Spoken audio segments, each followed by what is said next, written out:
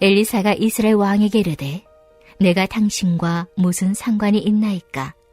당신의 부친의 선지자들과 당신의 모친의 선지자들에게로 가소서 하니 이스라엘 왕이 그에게 이르되 그렇지 아니하니이다.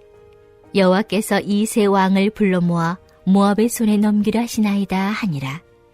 엘리사가 이르되 내가 섬기는 만군의 여호와께서 살아계심을 두고 맹세하노니 내가 만일 유다의 왕 여호사밧의 얼굴을 봄이 아니면 그 앞에서 당신을 향하지도 아니하고 보지도 아니하였으리이다. 이제 내게로 검은고 탈 자를 불러오소서 하니라. 검은고 타는 자가 검은고를 탈 때 여호와의 손이 엘리사 위에 있더니 그가 이르되 여호와의 말씀이 이 골짜기에 개천을 많이 파라 하셨나이다. 여호와께서 이르시기를 너희가 바람도 보지 못하고 비도 보지 못하되 이 골짜기에 물이 가득하여 너희와 너희 가축과 짐승이 마시리라 하셨나이다. 이것은 여호와께서 보시기에 작은 일이라. 여호와께서 모압 사람도 당신의 손에 넘기시리니 당신들이 모든 견고한 성읍과 모든 아름다운 성읍을 치고 모든 좋은 나무를 베고 모든 샘을 메우고 돌로 모든 좋은 밭을 헐리다 하더니 아침이 되어 소재 들을 때 물이 에돔 쪽에서부터 흘러와 그 땅에 가득하였더라. 모압의 모든 사람은 왕들이 올라와서 자기를 치려 한다 함을 듣고 갑옷 입을 만한 자로부터 그 이상이 다 모여 그 경계에 서 있더라.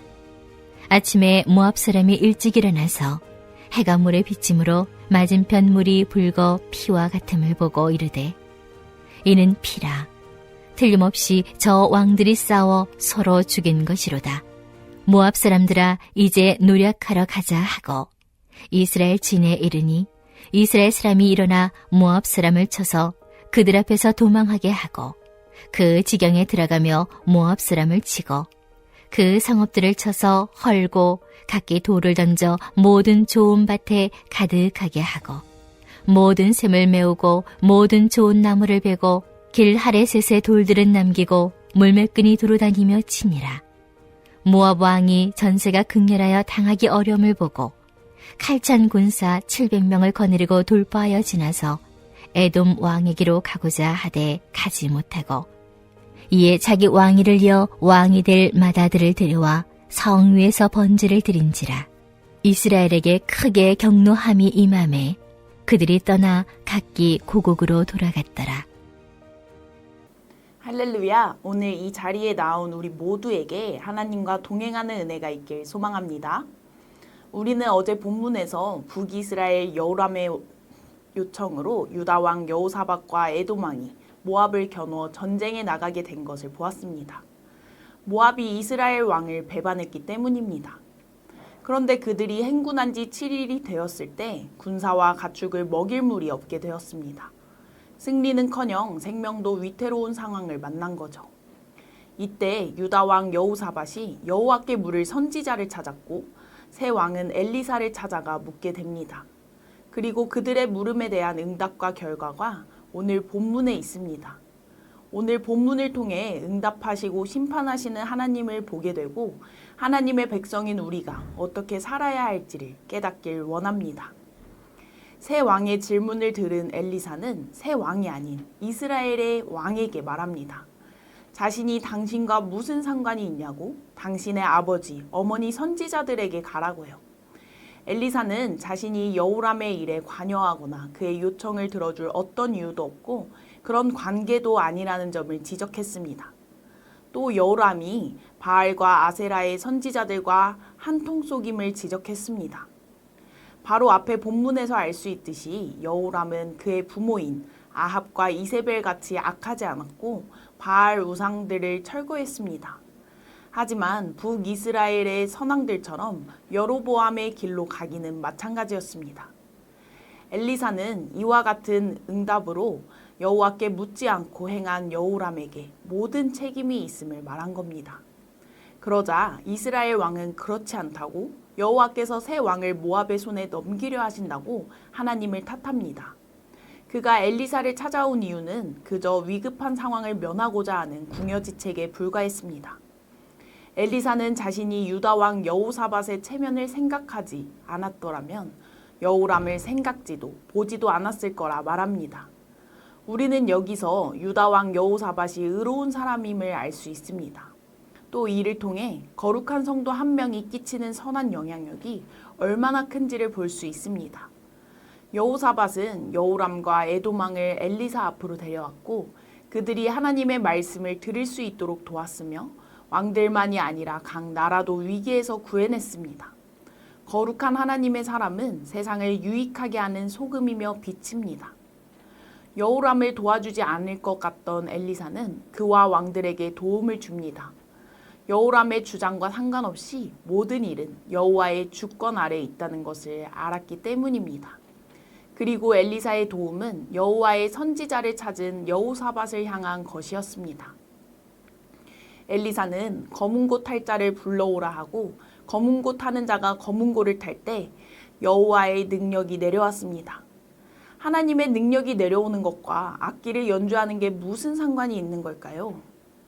이는 하나님을 찬양하는 곳에 말씀이 선포되고 하나님의 능력이 임하는 곳에 하나님의 말씀이 이루어짐을 뜻합니다. 그리고 이러한 장면을 구약에서 종종 발견할 수 있습니다. 다윗이 수금을 탈 때 하나님이 사울에게서 악령이 떠나가게 하신 것처럼요. 엘리사를 통한 여호와의 응답은 이러했습니다. 이 골짜기에 개천을 많이 파라고요. 너희가 바람도 비도 보지 못하지만 이 골짜기에 물이 가득하여 너희와 너희 가축과 짐승이 마시게 될 거라고요. 여호와를 찾은 자에게 하나님이 생명을 말씀하신 겁니다. 엘리사는 이런 일은 여호와께서 보시기에 작은 일이라고 말하며 여호와께서 모압 사람도 당신의 손에 넘기실 거라 말합니다. 그리고 당신들이 모든 견고하고 아름다운 성읍을 치고 모든 좋은 나무를 베고 모든 샘을 메우고 돌로 모든 밭을 헐 거라 말합니다. 새 왕이 원한 것은 군사와 가축들이 마실 물이었습니다. 그런데 하나님은 마실 물만이 아니라 모압과의 전쟁에서 승리도 말씀하셨습니다. 다음 날 아침이 되어 그들이 소제를 드릴 때 물이 에돔 쪽에서부터 흘러와 그 땅에 가득하게 됩니다. 골짜기에 물이 가득 차 물이 마실 수 있을 거라는 하나님의 말씀이 이루어진 것이죠. 전에 하나님이 비를 내려 문제를 해결하셨던 것처럼 이번에는 물이 흘러 가득하게 하심으로 문제를 해결하신 겁니다. 그때 모압의 모든 사람은 자기들을 치려야 한다는 것을 듣고 국경에 서 있었습니다. 그리고 아침 일찍 일어난 그들은 에돔으로부터 흘러나오는 물을 보게 되었습니다. 그들의 눈에는 그 물이 피로 보였습니다. 해가 물에 비쳐서 붉게 보였기 때문입니다. 하나님이 그들을 착각하게 하신 거죠. 모압 사람들은 왕들이 서로 싸워 죽여 흐르는 피라고 확신하며 이제 노력하러 가자고 했습니다. 그러자 모압 사람들은 이스라엘 진에 이르렀고 이스라엘 사람들이 일어나 모압 사람들을 쳤고 그들은 도망치게 되었습니다. 이스라엘 사람들은 모압에 들어가 더 많은 사람들을 죽였습니다. 그리고 하나님이 엘리사를 통해 말씀하신 것처럼 성읍들을 쳐서 헐고 돌을 던져 모든 좋은 밭에 가득하게 하고 모든 샘을 메우고 모든 좋은 나무를 베고 물매꾼이 두루 다니며 사람들을 쳤습니다. 하나님은 어리석고 악행을 저지르는 모압을 이스라엘, 유다, 에돔 동맹국을 사용하셔서 완전히 폐허로 만드시는 심판을 내리셨습니다.